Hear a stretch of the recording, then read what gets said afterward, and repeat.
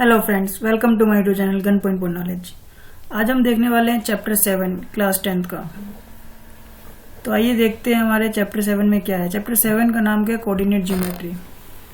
तो coordinate geometry में हमें क्या क्या पढ़ने वाले हैं आइए देखते हैं। यहाँ पर हमें दो चीजें पढ़नी है।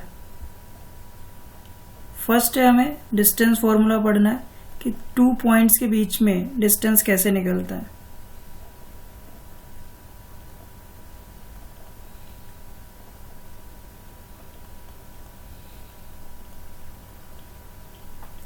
और हम सेकंड पढ़ने वाले हैं सेक्शन फॉर्मूला कि एक लाइन को अगर बांट दिया जाए तो उस केस में हमारे पास क्या क्या टर्म निकल के आती है और क्या क्या हमें फाइंड आउट करना है वो देखना है हमें। सेक्शन फॉर्मूला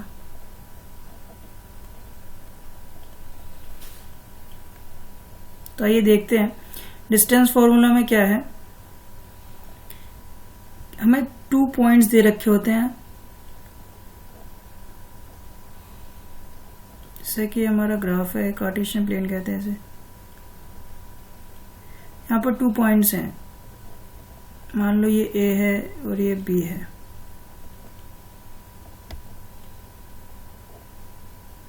इस तरीके से ग्राफ के ऊपर है ड्रॉ। अब हमें यहाँ A से लेकर B तक का डिस्टेंस फाइंड आउट करना है। तो इस डिस्टेंस को कैसे फाइंड आउट करेंगे? तो आपको पता है कि यहाँ पर हमारे कोऑर्डिनेट्स होते हैं। ए पॉइंट्स का भी कुछ कोऑर्डिनेट होगा, बी का भी कुछ होगा।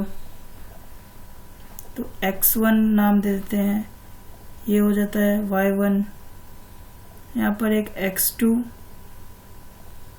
और एक y2, क्योंकि एक पॉइंट यहाँ पर x का होगा, दूसरा ये देखो यहाँ से y का आएगा या नीचे से x का जाएगा, तो x1 y2 और x1 y1।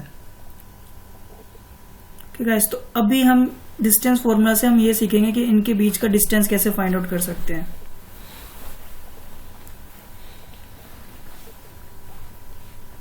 तो ये देखते हैं हमारा डिस्टेंस फॉर्मूला क्या होता है। जो हमारा डिस्टेंस फॉर्मूला है वो क्या है? मान लो हमें A दे रखा है कितना, x1 y1 एंड B दे रखा है हमें x2 y2। अब इन दोनों के बीच का डिस्टेंस निकालना है हमें। तो उसका फॉर्मूला क्या होगा? उसका फॉर्मूला है अंडर रूट में x2 माइनस x1 का whole square plus y2 minus y1 का होल स्क्वायर। तो ये हमारा डिस्टेंस फॉर्मूला होता है जो हम आगे अपनी एक्सरसाइज में यूज करने वाले हैं। इसकी जगह आप यहां से A B के बीच का डिस्टेंस निकलेगा, इसकी जगह आप दूसरा फॉर्मूला भी यूज कर सकते हो, और वो क्या है?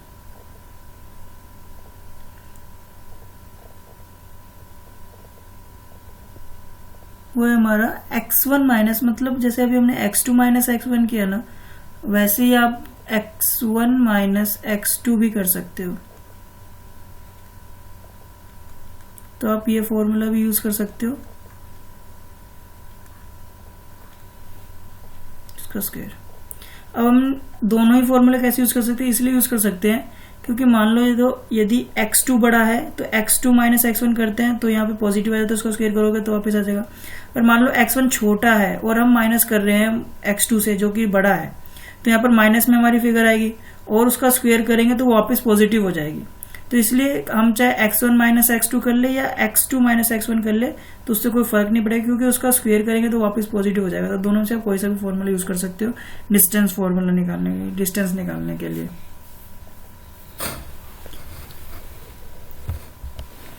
तो ये देख लेते सेक्शन फॉर्मूला में कहता है। अच्छा, डिस्टेंस फॉर्मूले में एक और इसका पार्ट है जो इसी डिस्टेंस फॉर्मूले से ही निकला है। मान लो अगर हमें डिस्टेंस फ्रॉम ओरिजिन निकालना है तो उसका शॉर्ट फॉर्म ओरिजिन, मतलब ओरिजिन से अगर आप डिस्टेंस फाइंड आउट करना चाहते हो तो उसका एक डायरेक्ट फॉर्मूला है वैसे आप ओरिजिन से भी अगर फाइंड आउट कर रहे हो इस डिस्टेंस, तो इस फॉर्मूले में रख के आप डिस्टेंस फाइंड आउट कर सकते हो, बट उसका डायरेक्ट फॉर्मूला भी है डिस्टेंस फ्रॉम, जो कि इसी से बना है, डिस्टेंस फॉर्मूले से ही बना है, distance from origin.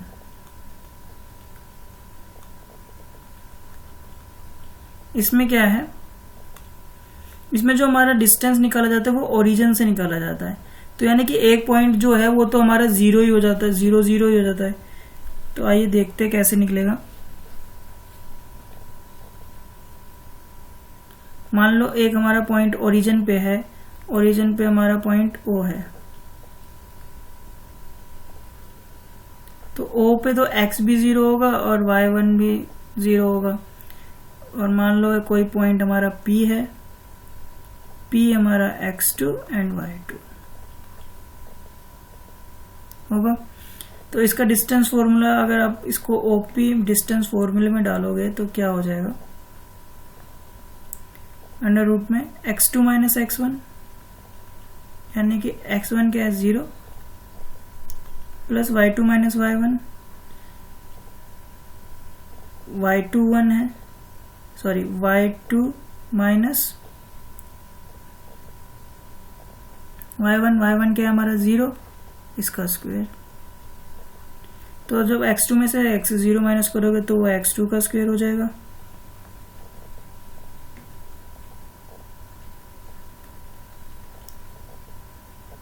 Plus y2 minus y1 करोगे तो वो y2 का स्क्वायर हो जाएगा। तो डिस्टेंस फ्रॉम ओरिजिन अगर हमें निकालना हो तो आप डायरेक्ट इस फॉर्मूले का यूज कर सकते हो, अंडर रूट x2 का स्क्वायर प्लस y2 का स्क्वायर।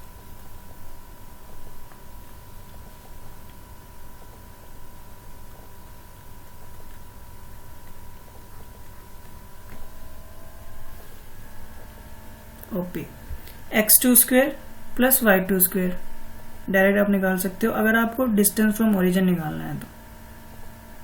ओके गाइस, आइए देखते हैं अब सेक्शन फॉर्मूला क्या कहता है हमसे। सेक्शन फॉर्मूले में क्या है, यहाँ पर हमें रेशियो दे रखा होता है, एक पॉइंट है जो कि हमारी लाइन को क्या करता है, डिवाइड करता है।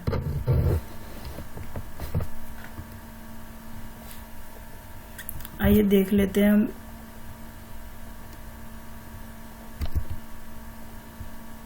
सेक्शन फॉर्मूला क्या कहते हैं,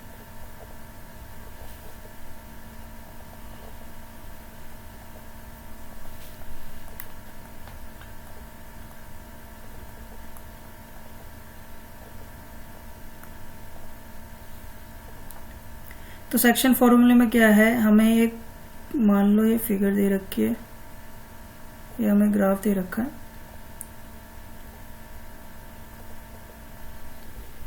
ये x एक्सिस है और ये y एक्सिस है और यहाँ पर 0 है।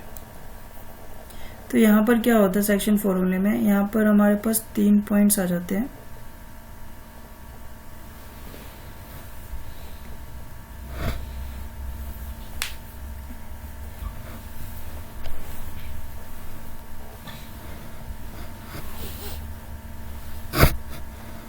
यहाँ पर हमें एक पॉइंट क्या करता है, इस लाइन को, मान लो ये हमारी लाइन है, वो है AB,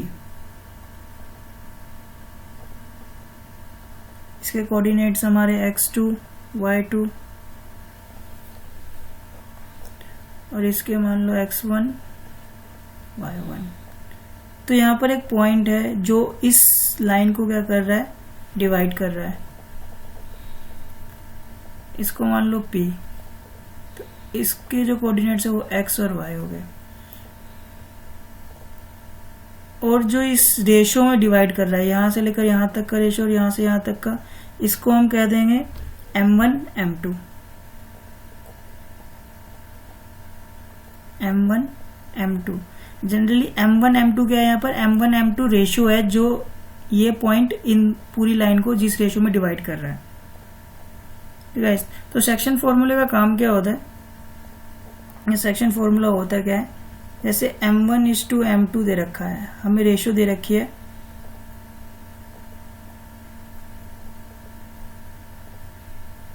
तो वो रेशियो कैसे दे रखी है, तो ये मतलब ये पॉइंट निकालने का हमारा फॉर्मूला है। तो क्या है x और y निकालने का फॉर्मूला? मान लो x कोऑर्डिनेट निकालने का फॉर्मूला क्या है?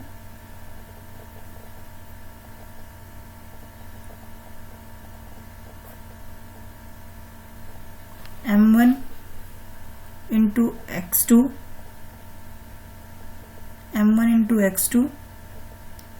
Plus m2 into x1 divided by m1 plus m2। ये x निकलेगा और y निकालने का क्या है? ये x और y दोनों निकालने का है, p हमारा निकलेगा यहाँ से m1 y2 plus m2 into y1 divided by m1 plus m2। और m1 और m2 क्या हमारे यहाँ पर रेशियोज हैं, जिस रेशियो में ये डिवाइड कर रही है लाइन को। तो एक एग्जांपल देख लेते हैं जिससे आपको समझ में आ जाएगा। मान लो यही एग्जांपल ले लेते हैं। एक लाइन है ए बी और जिसमें ए क्या है, ए के कोऑर्डिनेट्स क्या हैं? ए के कोऑर्डिनेट्स ले लो -1 एंड 7। बी के क्या है? बी के मान लो 4 और -3। और जो रेशियो में दे रखी है वो क्या है?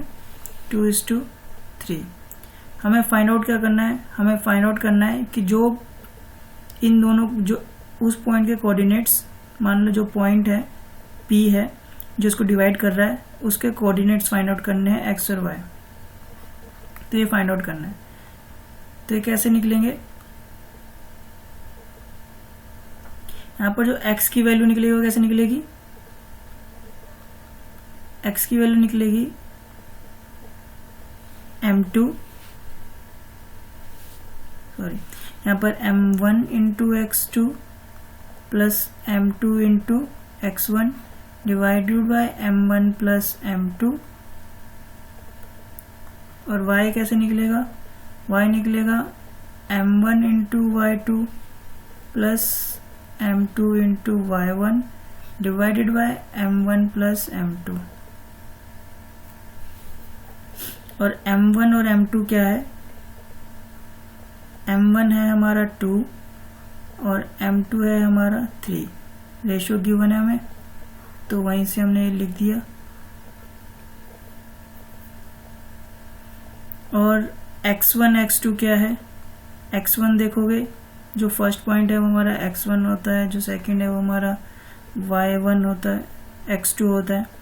x1 x2, x1 है हमारा -1, x2 है हमारा 4, y1 y2 क्या है?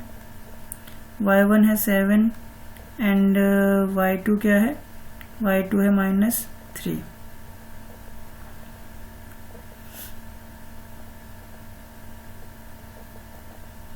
ओके, तो आइए हमें कुछ नहीं करना, बस वैल्यूज को पुट कर देना x और y के कोऑर्डिनेट्स के जो फॉर्मूला है उसी में। m1 क्या है हमारा? m1 है हमारा 2 इंटू x2, x2 क्या है हमारा? x2 हमारा 4 प्लस m2, m2 हमारा 3 इंटू x1, x1 क्या है? -1 divided by m1 m2, m1 क्या है? 2 प्लस m2 क्या है? 3। अब y, m1 क्या है? m1 है हमारा 2, y2 क्या है? y2 है -3 प्लस m2, m2 हमारा 3 इंटू में y1, y1 क्या है हमारा? 7 m1 क्या है हमारा? 2 प्लस m2 3। तो ये हमारा y के लिए है और एक x के लिए है। इसको सॉल्व करोगे 4 2 8 प्लस 3 3 3 और ये माइनस का 3 आएगा डिवाइडेड बाय में 5। y के लिए करोगे माइनस का 6 प्लस 7 3 21 डिवाइडेड बाय में 5। ओके, इसको सॉल्व कर दोगे तो 8 में से 3 जाएंगे, बचेंगे 5, तो 5 डिवाइडेड बाय 5, x आ गया हमारा 1, और y देखोगे तो इसको माइनस करोगे तो बचेगा 15 डिवाइडेड बाय 5, तो इनडायरेक्टली ये आ गया 3 और ये आ गया 1। तो जो हमारा P पॉइंट है x एंड y वो क्या आ गया 1 एंड 3। ओके गाइस, ये था हमारा सेक्शन फॉर्मूला। अब सेक्शन फॉर्मूले से ही हमारा एक mid point theorem, mid point formula भी निकलता है। अब मिड पॉइंट फॉर्मूला हमारे सेक्शन फॉर्मूले से निकला है। अगर आप देखोगे मिड पॉइंट का मतलब क्या है, मिड पॉइंट का मतलब है कि किसी भी लाइन को 2 पार्ट्स में डिवाइड करना। मान लो ये A है और ये B है, अगर इसका मिड पॉइंट ये है तो इसके जो रेशियोज होंगे वो क्या होगा 1:1 हो जाएगा, क्योंकि दोनों ही साइड क्या है हमारी बराबर है, तो जो रेशियो है वो हमारी 1:1 हो गई। तो इस केस में हमारा फॉर्मूला यानी कि यहाँ पर जो P है, इस P के कोऑर्डिनेट निकालने का फॉर्मूला क्या हो जाएगा, M1 हमारा 1 है, M2 हमारा 1 है, तो क्या हो जाएगा x2 plus x1 divided by में 1 प्लस 1 यानी कि 2, कि दोनों 1 है, और y क्या हो जाएगा y2 plus y1 divided by 2। ये हमारा क्या हो जाएगा मिड पॉइंट से, अगर हमें कोई मिड पॉइंट दे रखा है और उस केस में हमें उसका मिड पॉइंट निकालना है, फाइंड आउट करना है, तो उसके लिए ये फॉर्मूला हो जाएगा। तो डायरेक्ट फॉर्मूला आप ये यूज कर सकते हो, कब, जब हमें मिड पॉइंट से कोई डिस्टेंस निकालना हो, मिड पॉइंट से अगर हमें रेशियो वगैरह निकालने, तो उस केस के लिए ये है। ओके गाइस,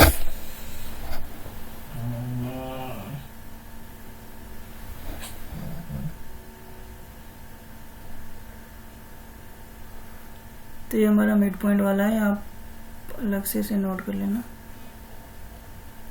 तो इसका डायरेक्ट यूज कर सकते हो जब हमें मिड पॉइंट से रेशियोज निकालनी है। तो इसमें 2 चीजें और हैं जो आपको बताने लायक है इस चैप्टर में।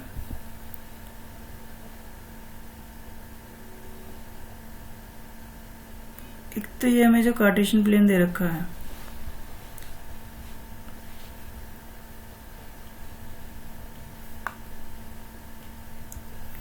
यहाँ पर जो ये एक्स एक्सिस पर होता है, हमें इसका नाम क्या है, इसको हम किस नाम से जानते हैं, इसका एक तो एक्स एक्सिस कहते ही हैं हम इसे, एक्स एक्सिस या वाई एक्सिस। इसका नाम क्या है, इसका नाम है एब्सिका। इसको जो हम कहते हैं एब्सिका कहते हैं।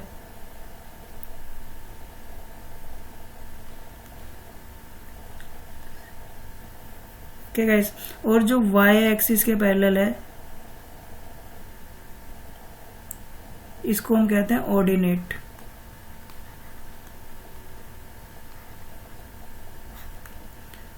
तो ये हमें कभी कभार एग्जाम में या क्वेश्चन पे दे दिया होता है कि एब्सिका निकालो या ऑर्डिनेट्स निकालो, तो उस केस में आपको कंफ्यूज नहीं होना है, आपको समझ जाना है कि वो वाई एक्सिस की बात कर रहा है और एब्सिका एक्स एक्सिस की बात कर रहा है। ओके गाइस, और इसमें एक और चीज है, इसमें कोऑर्डिनेट वर्ड का इस्तेमाल किया जाता है। मान लो ये हमारा ग्राफ है, ये 4 पार्ट्स में डिवाइड है, तो जो फर्स्ट होता है इसको हम कहते हैं फर्स्ट क्वाड्रेंट।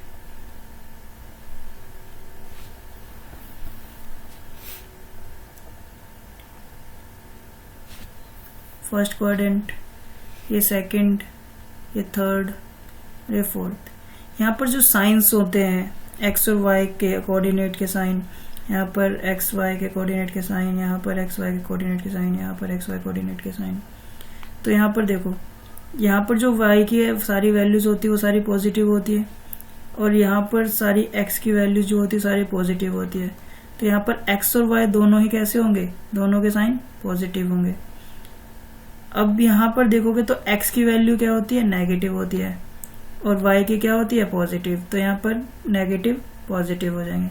ये मैं इसलिए बता रहा हूँ कि एग्जाम में अगर आपको कोई क्वेश्चन दे रखा है तो आप समझ पाओगे कि वो किस क्वाड्रेंट में होता है, उसी के बेसिस पे आप साइन वगैरह का ध्यान रखते हुए अपना क्वेश्चन सॉल्व करोगे। थर्ड क्वाड्रेंट में आता है तो इसमें क्या होता है, हमारा x भी माइनस का होता है और y भी माइनस का होता है, क्योंकि ये नीचे आ जाएगा तो यहाँ पर हमारी माइनस की फिगर्स होती है सारी। और इस केस में हमारा x जो होता है वो पॉजिटिव होता है, लेकिन जो y होता है वो हमारा माइनस होता है। तो ये हमारा क्वाड्रेंट था। ये दो टर्म थी और जो हमें जाननी थी, चैप्टर में थोड़ा यूज है इसका। ओके गाइस, हमारा जो 7th चैप्टर हम पढ़ने वाले हैं कोऑर्डिनेट ज्योमेट्री, उसमें इतना ही कंसेप्ट, इससे ज़्यादा कुछ भी नहीं है। नेक्स्ट वीडियो से, नेक्स्ट क्लास से हम आगे अपना कंटिन्यू क्वेश्चंस करेंगे एक्सरसाइज के। तो आज के लिए इतना ही, मिलते हैं अपनी नेक्स्ट वीडियो में। तब तक के लिए थैंक यू सो मच।